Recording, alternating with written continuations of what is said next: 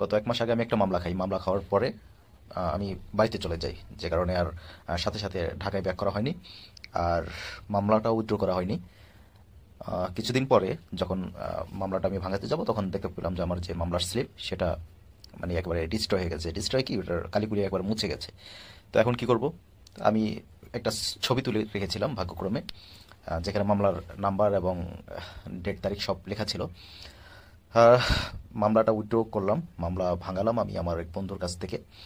পরে যখন আমি তেজগাঁও আপনার ট্রাফিক বিভাগে গেলাম, তারা বললো যে আপনার